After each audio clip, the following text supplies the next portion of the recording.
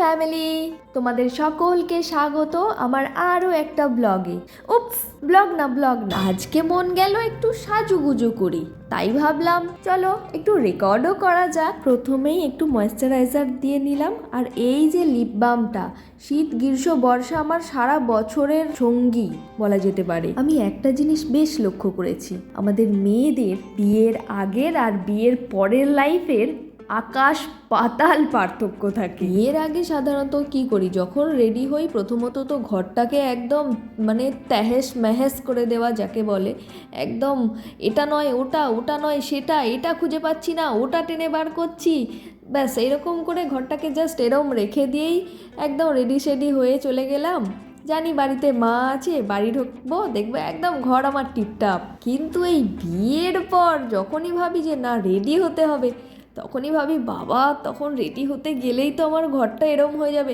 দরকার নেই, শুধু একটু ফেস ওয়াশ দাও, দিয়ে মুখটা ধুয়ে নাও, ধুয়ে এবার চলো ভাই কোথায় যাবে। অবশ্য আমি এসব কথা বলছি ঠিকই, বাই এনি চান্স যদি এই ভিডিওটা আমার মায়ের কাছে কখনো যায়, আমার মা যদি এই ভিডিওটা দেখে, মায়ের মানে রিপ্লাইটা এরকম হবে, তখন তো কুটোটি নাড়তে না, এবার বোঝো ঠেলা সামলাও।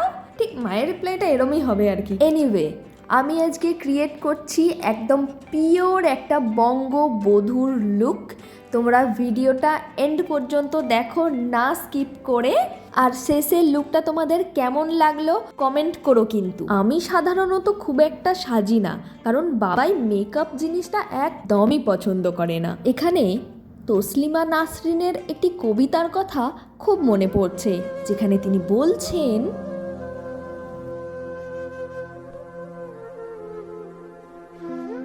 যদি আমাকে কাজল পরতে হয় তোমার জন্য, চুলে মুখে রং মাখতে হয়, গায়ে সুগন্ধি ছিটোতে হয়, সবচেয়ে ভালো শাড়িটা যদি পরতে হয়, শুধু তুমি দেখবে বলে মালাটা চুড়িটা পরে সাজতে হয়, যদি তলপেটের মেদ, যদি গলার বা চোখের কিনারের ভাঁজ কায়দা করে লুকোতে হয়, তবে তোমার সঙ্গে অন্য কিছু।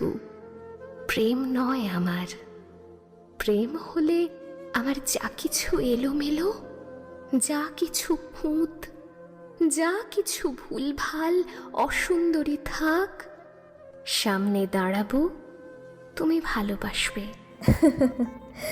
বাবাই তবে প্রেমিকই বটে। যাই হোক, তোমাদের সাথে গল্প করতে করতে আমি অলমোস্ট রেডি। ও হ্যাঁ, চ্যানেলটা আমার এখনো সাবস্ক্রাইব করোনি না? আরে করে নাও। এ কি